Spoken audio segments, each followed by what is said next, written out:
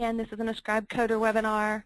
I'd like to start out with this slide just so that everybody knows, what is Ascribe Coder. I know some of us have been using it, others have not been using it. So I was going to say, you guys can see my screen. Yes. Okay. But Ascribe Coder was released on September 20th of 2013. And it is currently available on the live server. Those of you that have been sitting in these webinars know I say this every time, but I just want to make sure you guys realize that nothing special has to happen in Ascribe for you to access Ascribe Coder. It's there today and has been there since September 20th of 2013. So you can use it today for coding, and I encourage you to use it today for coding. Ascribe Coder was developed to merge the functionality of 4 pages, 3 that still exist in Ascribe today, and 1 that we took away on September 20th. And those pages are review responses, the single response coder interface, edit the codebook, and then codebook editor preview. And as I said, codebook editor preview has already been sunsetted. The development of Ascribe Coder took place over the course of 2 years, and it was developed with feedback from our users group, and it was developed with the user's wish list always in hand, and also feedback from the quarterly meetings that are conducted with your account manager or with Joe Horn. So and our Ascribe Solutions team actually had a lot of input in the development of Ascribe Coder too.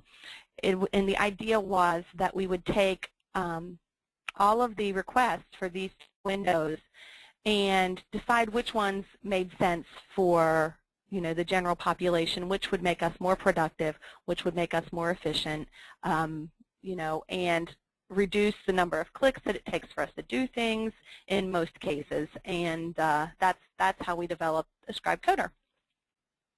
One of the most important things in the development of Ascribe Coder was that it could be supported in multiple browsers. So we now can use Ascribe Coder and most of our other tools in Ascribe, I'll talk about that in a minute, in Internet Explorer, Chrome, Firefox, and Safari on a Mac.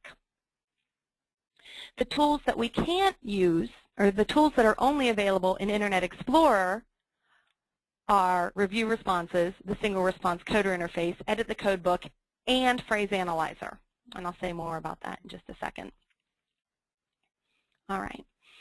So in just kind of a history of what's been going on with Ascribe Coder, you know that it was originally released on September 20th. We did a lot of back and forth with the development team and the users group and released an update, version 7.5, on November 29th, where we changed a lot of things and tweaked some of our tools. And I'm showing you this just to let you know that we'd like to continue to tweak Ascribe Coder until it's the tool that we need it to be. Okay? And I'm going to skip through the patches that we did for version 7.5 and then just talk about some of the things that are in the future for Ascribe Coder. Version 7.6 is scheduled for March of 2014, and it's going to introduce a spell check for Ascribe Coder. That is actually, development on that has been completed and ready for testing for us. So it should be released to us for testing soon. And then March of 2014, we'll see the release of that. Version 8 is tentatively scheduled for June of 2014, and this is important. That's when we will sunset review responses, the single response coder interface, and edit the codebook. Okay, so June of 2014. I don't know the exact date yet, but we'll be publishing that as we get closer to the date. So what I ask you, as you're using Ascribe Coder, or as you're coding, when you have to go back to review responses or the single response coder interface or edit the codebook, to note that and let us know why. Okay? And then version 8.2 is tentatively scheduled for August of 2014, and that's when we'll see our updated phrase analyzer. It's currently in development. So in August of 2014, hopefully that's when we'll see phrase analyzer in a multi-browser compatible mode. All right. With that being said, I'm going to go ahead and click over to Ascribe and move directly into Ascribe Coder. Actually, before I move to Ascribe Coder, just to let you know, today I am covering the Codebook basics. I'm going to be having a session talking more about all the tools in the Codebook toolbar on February 17th. And I'm also going to have a session on dual codebooks on February 24th. So there's a lot of stuff we can do with our codebooks, and I'm going to try to keep the demo today to about 25 or 30 minutes so that we have some time for questions after. So I'm going to go ahead and navigate to Supervisor Studies. There we go. And go ahead and navigate to Questions. And I'm going to start out just in my dislikes question. All right. So today, again, I'm going to be focused on the codebook side of the screen. Yesterday, I went over how to apply codes, how to swap codes. I went over the basic coding or responses side of the screen. Today we're going to focus on the codebook side. If you're interested in learning on how to code, you can email us and we can schedule a session, or we can send you the video from yesterday, and plus we have some other tools available for teaching you how to code. Also, just so you know, we do have a help system in place for Ascribe Coder, and right now, we're still trying to figure out the best way to make the help context sensitive. It's probably best if you go ahead and open the table of contents, and you'll see that there's a list of all the things that you can do in Ascribe Coder here. We will be organizing this a little differently, and we're working on that. So all the information's here, but we're still in development of the actual how we're going to give you that help system without just being in a big list. All right, so again, I'm going to be focusing on the codebook side of things today. I guess for those of you that weren't in the session yesterday, I should explain the layout here. Similar to review responses, the codebook is on the right side of the screen with the tools for the codebook above it. The responses will be returned over here on the left side of the screen. These are our response tools. The navigation icon, of course, is the little rainbow icon up here in the top left-hand corner, and this is how we navigate back out of Ascribe Coder. One of the things you'll notice about our modernized tools in Ascribe is that the right-click navigation menus are no longer in use on our modernized pages. To navigate, we'll click on our navigation icon, which will appear in the top left corner. Those of you that use Inspector might have seen some of that too. Okay, so now let's go ahead and talk about, I should talk about the questions. The question information is at the bottom of the screen also, for those of you, again, that are kind of new to this. So if you want to see your question information, you can expand it, collapse it, see it whenever you want to. I'm not going to focus today on shared codebooks. I'm probably going to cover that in my dual codebook session. Just so you know, I'm going to mainly focus just on this single codebook over here on the right side of the screen. Now, while I'm editing the codebook, I do have the option, and some of you have contacted support about this, I do have the option to just completely hide my response pane. So if while I'm editing the codebook and I want to focus on just the codebook, I can do that. All right? If you end up in this view and you wonder where your responses are, you just have to click this little toggle button again. Toggle it once to close the response pane, toggle it again to open it back up. All right? So I'm going to start out talking about some of our codebook settings. And the settings icon is this little gear up here in the toolbar. And when I click, oh goodness. One second, I want to go back out to questions. We ran into this yesterday, and I should have known better than to open up help prior to. There we go. Let's see if, there we go.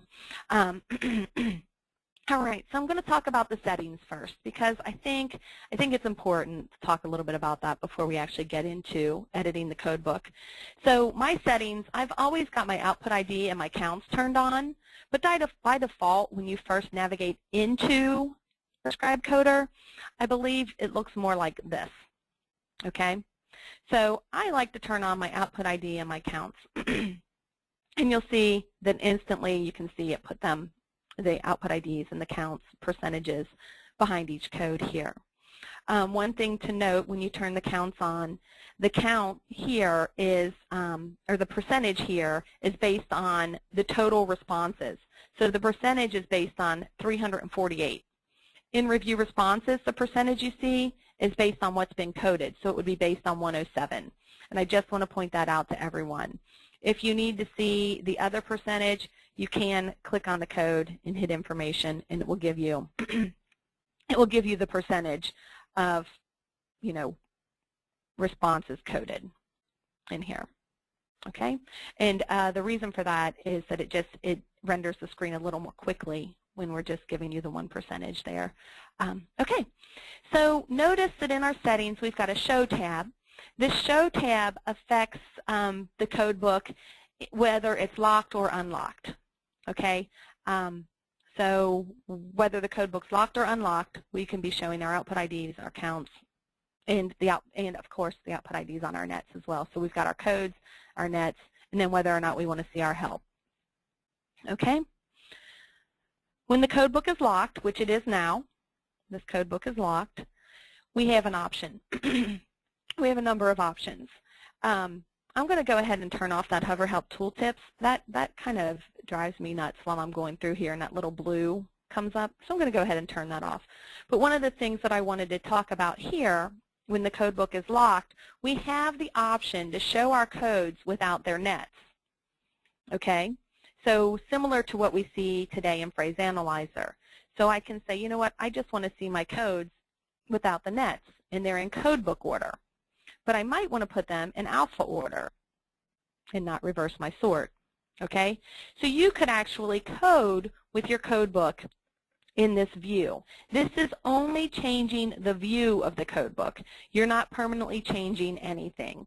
You can even sort it by frequency, and that's why I had the reverse sort on there. So, there's different ways that you can sort and display your code book depending on, how you're working and what type of question you're coding. Now, when you're in this view, your codebook node at the top does not show up, this little codebook with the counts and percentages. I just wanted to make sure I explained that to you. Okay. Also, when it's locked, you have various other options here, and you can play with those, on your own. All right. So I'm going to talk about the codebook locked, and you might ask, why are we locking the codebook? Coders, those users that have coder-only access, cannot unlock the codebook. Okay, so this is allowing us to protect the codebook a little more than we did previously. And this again was a user's request. Okay, so while the codebook is locked, what can I do? Well, when the codebook is locked, I can code. I can apply my codes, right? When the codebook is locked, I can edit a code. So if I need to edit my not straight and hair code, I can click on it and change it. Add not straight and hair, blah, blah. So I just edited my code. And you might have noticed that when I can change the color of my code. When I change the color that the code will be shows up right here. I know this was something that that people were curious about, why it didn't instantly change the color here, and you had to hit OK to show it. But no, it actually does show the color that the text will be right here. Okay? All right. So you can edit a code. You can see your code information. You can see the responses that were coded into that code just by clicking and saying responses. All right? You can also delete an unused code. So if there's a code that you'd like to get rid of, you can right-click on it and hit delete. And away that code goes. Again, that's only for unused codes. Notice that delete does not appear for codes that have been used, or applied, I should say. All right?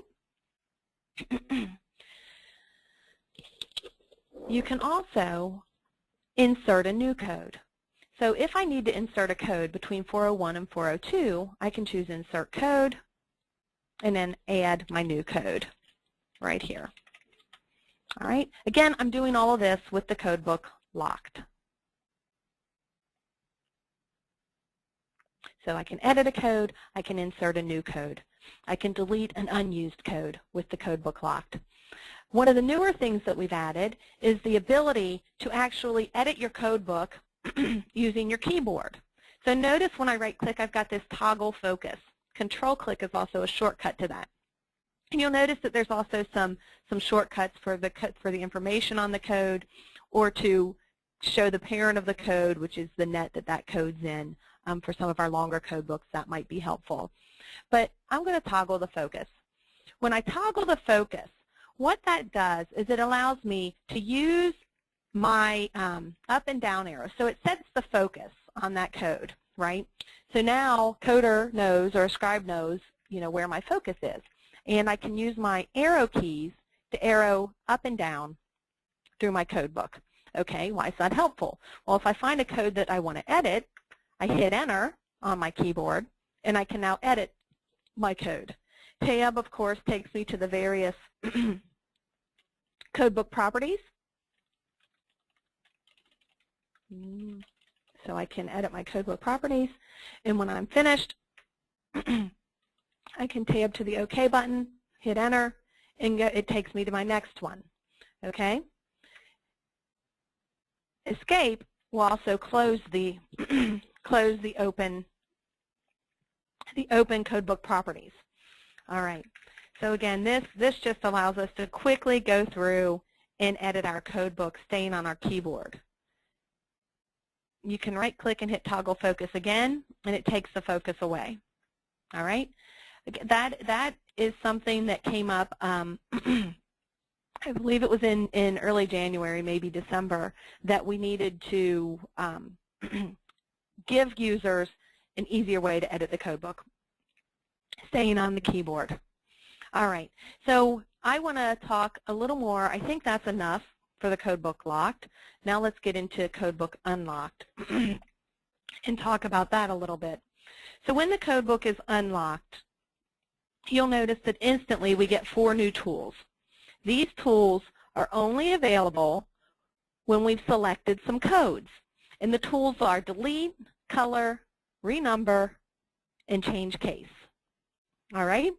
So how this works, if I want to change the case of my nets, I can right-click, select Descendants, and select all the nets. Okay?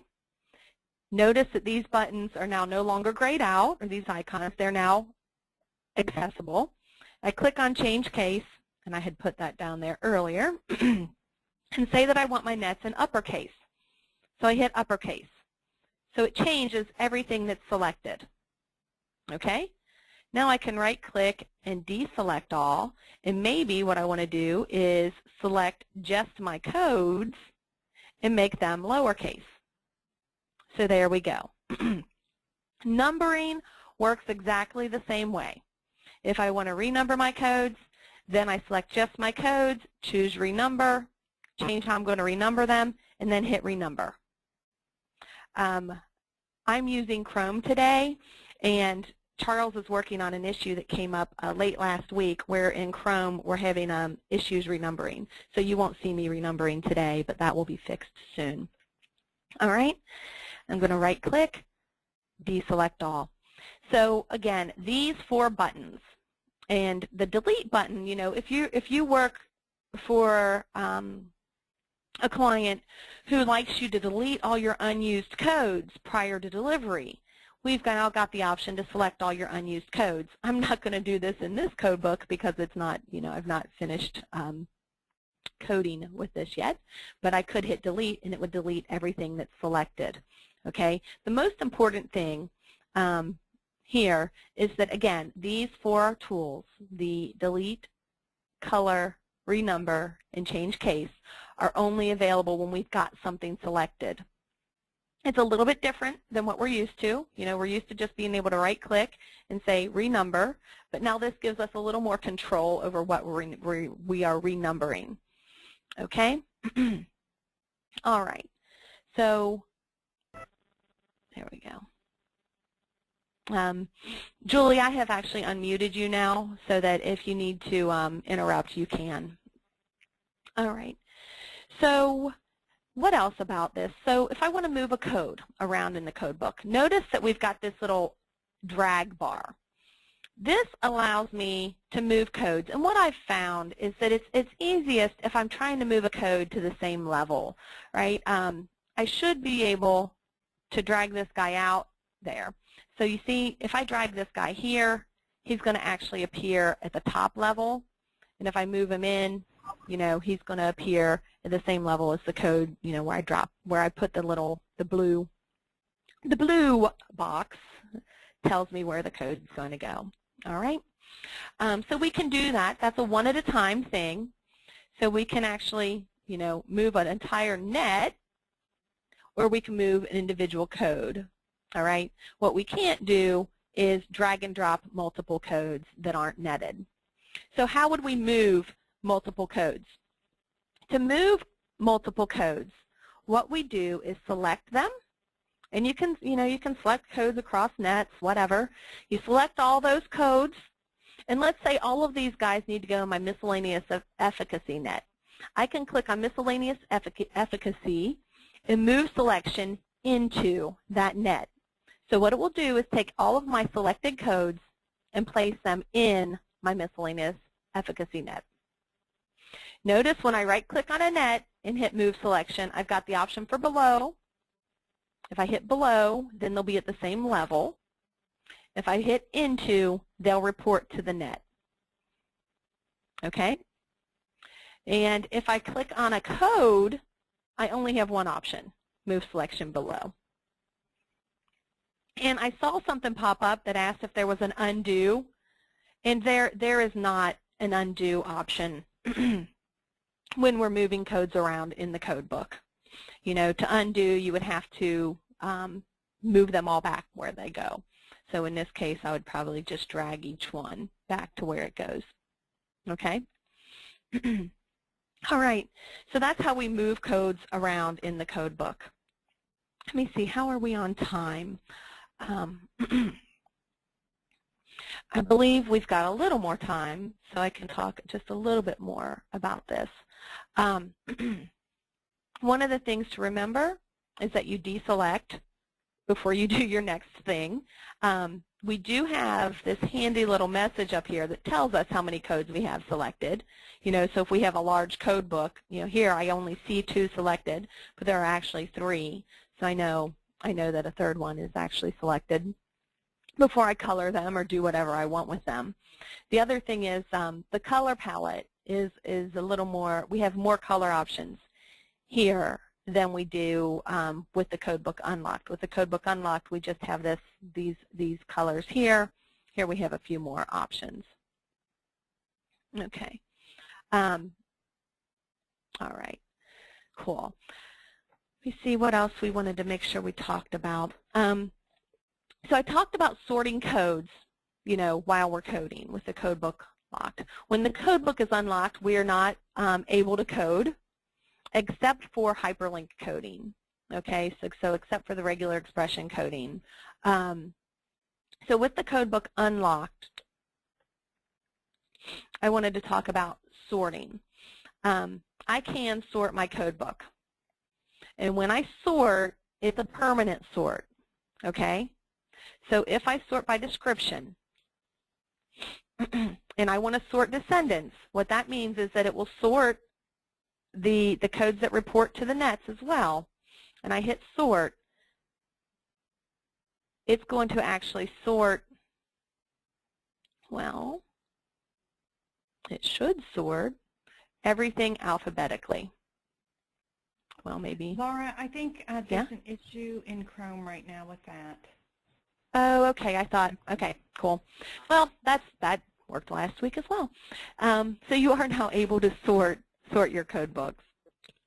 permanently. That would be a permanent sort. And again, what it would have done is put all other control mentions at the top of my controls eliminate static. It would have sorted all the codes in each net alphabetically. Okay? So we have a little more power when we're sorting here. But this, again, is a permanent sort, whereas this sort here is just a temporary sort. Okay? All right.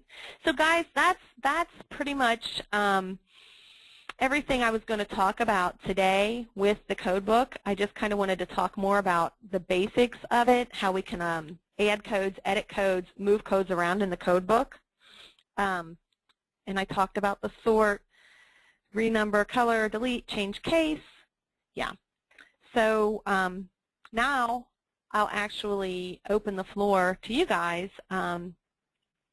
And oh, I should at least talk about appearance. You can change the appearance of your codes in your code book. So if you want your codes to appear in a different font, you can do that. And one of the requests that we got was also, well, if you're going to do that, and I'll go ahead and bring up all my responses over here. If you're going to do that, can you also give us the option to show codes that are applied in that same font? So you do have that option. So applied codes, I can change that to Courier as well. And now my code book and my there we go. My code book and my codes applied kind of match. If you see down here, these are actually now in Courier. Okay. I'll be talking about the other tools when we talk about in the session that's scheduled for the codebook toolbar session. So I'm not going to get into those today. All right. So what else? Are there any questions about anything that you've seen today or anything you'd like to talk about? More, Julie, has anything come up? Yeah. There's a question about coders and unlocked features. So in other words, what you said before was that if you only have coder privilege, you cannot unlock the code book. That's right. So with somebody with only coder privilege, if you logged in and you only had coder access to Ascribe, you would not be able to unlock your code book.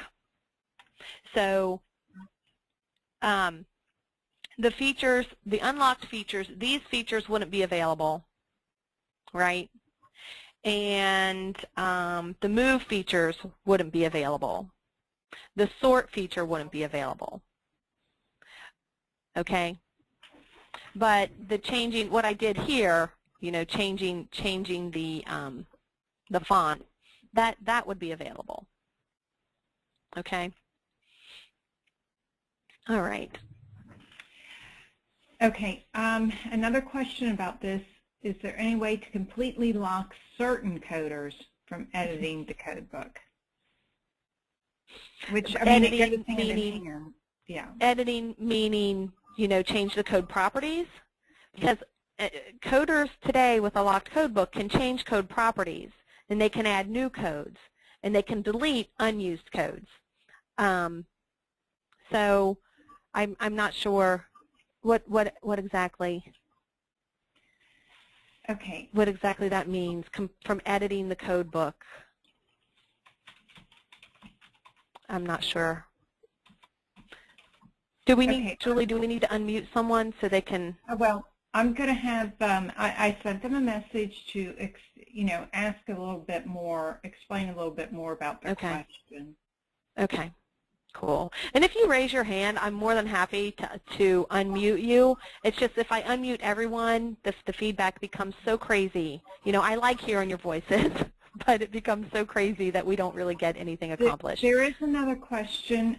Can you sort the codes by code number? Sure. So in both views, you can do that. So if I want to see my codes, here we go. If I want to see my codes by code number, I've got input ID and output ID. So if I want to see them sorted by output ID, I have that option. And again, this is a temporary sort. It's just a view so that, you know, we can actually, since the code book is locked, we can code with these codes sorted by output ID. Now, this sort, we also have that option. You notice here it says sort by output ID. Okay? And again, you would have to have this little sort descendants checked if you wanted it to sort all of the codes in each net. So I think most of the time we probably want that, unless you just wanted to sort your nets. Okay? All right, now we have another question about the locked codebook. And okay. They want to know, is there a way that if you don't want coders to do anything to that codebook, yeah, is there any way to do that? No. And that's just that simple. No way to, so I just saw something pop up where if you want to keep a coder from deleting unused codes. No, we don't have that option today. You know, previously coders, people with coder only access could only go to the single response coder interface, and we had many requests, complaints, to where people had to give their coders supervisor privilege so that they could add codes to the codebook. And a coder's job is to apply the codes and, you know, add new codes as they come up, whatever, in most cases. You know, that seems to be the standard coder's job. They have to be able to edit the codebook. So that's kind of the path we took when we decided to lock the codebook.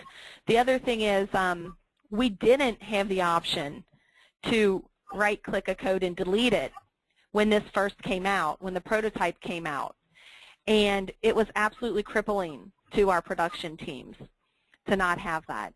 So that's why the delete is in there.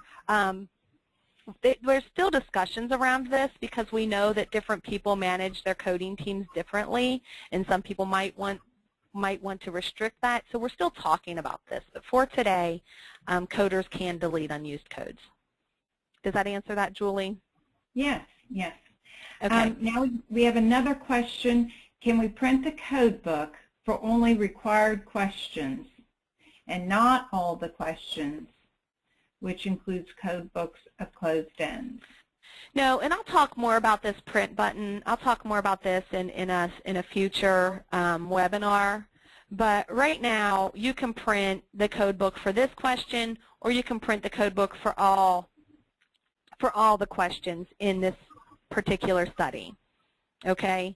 And since today we do not have a spell check available in Ascribe Coder, granted, you know, if you're using Chrome or I believe IE10 or IE11, it will suggest spelling error. It will tell you when you're typing something that hey, that's not spelled correctly, and suggest.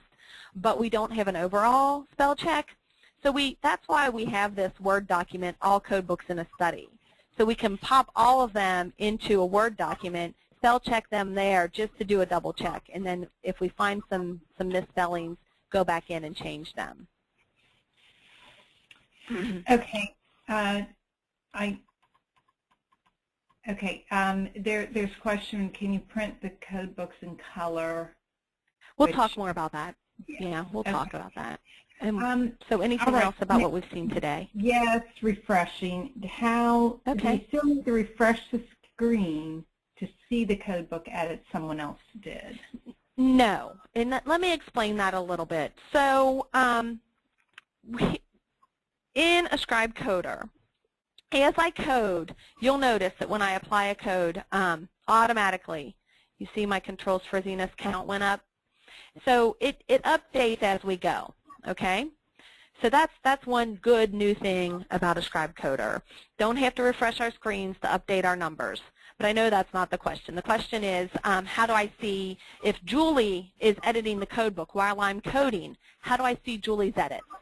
Well, what we have, and it's something that we're all kind of struggling with right now, what we have is what is it called, a message that pops up on your screen that would tell me Julie Hartman has modified the codebook, or the codebook has been modified by Julie Hartman. I don't know the exact nature of the message. I can't remember it right now. And my codebook would refresh, okay? So if Julie changed the codebook, and I'm doing this, trying to apply a code. That code would not apply. Rather, what would happen is that pop-up would come up and say, Julie Hartman has modified the code book. My code book would refresh with Julie's modification in place. Okay? What we found, though, is that that message, in the production scenario where we have multiple people working on the same question, that message is kind of a nuisance. So we've given an account option to be able to turn off that message or that notice that tells you the code book has been modified. What we've also found is that that message, if somebody even opens review responses, there's a possibility in the question that you're in, there's a possibility that you'll get a message that says you edited the code book, which is completely confusing. And that's because review responses does make a change to the code book when you just open it up. We've got two different sets of code controlling our code books right now. That won't happen once review responses is gone. So we do get a message, your code book will refresh when somebody edits the code book. The thing that you're trying to do will not take if the code book is changed. Again, you'll get that message. Code book will refresh, and then you can do what you were going to do. All right? If you turn off the messages, then yes, there's probably going to be a need to refresh. We're still working through that. Okay, just a little hint about that, though. If you can coordinate with who's ever working in the same question you are, and they tell you that they've made some changes and you have the message off, all you have to do is hit the unlock button and the code book will refresh. Yeah. So this works as a refresh. Correct. Right, Julie, is that what you're saying? Yes. Okay, so you wouldn't refresh here because then you lose, if I refresh here, everything, yes, it takes everything away.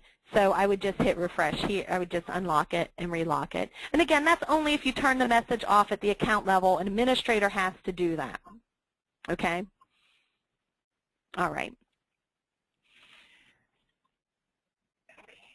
Any other Anything questions? else?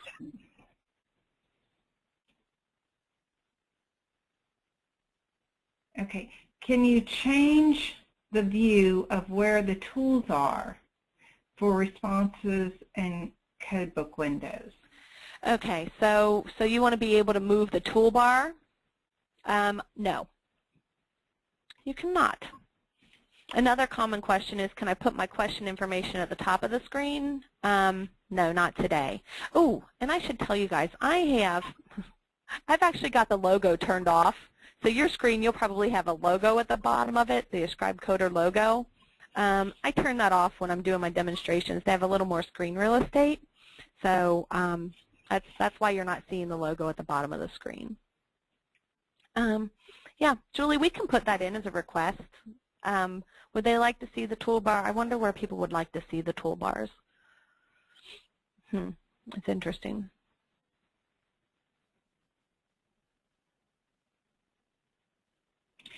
Okay, any other questions? Nope. Well, I will say, if there are no other questions, that if anything comes up, again, when you find yourself going into review responses, the coder interface, or edit the code book, let us know. Let us know the reasons why, and so we can look into it, or so that we can open a case on it, or maybe a lot of times we can explain something, and that'll take care of the issue. And also, as I said, we do have the help system available for you. We are going to be publishing. These videos. All right. Oh, it looks like I've got a question just to me, and it's, what is the icon in front of code 410? Oh, that's so when I inserted this code earlier, I had put some long help in there. So that icon is just telling me that there's long help in code 410. And if I click on it, it'll actually show me the information for code 410. Okay. All right.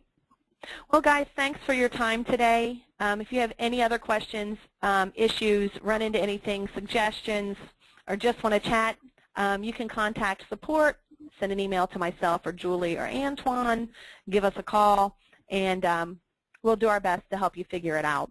We will be conducting webinars in the month of March, April, and May as well, and we will be posting these recordings and doing everything we can to help you guys become experts at Ascribe Coder so that we're more productive in Ascribe Coder than we are today in review responses in the coder interface.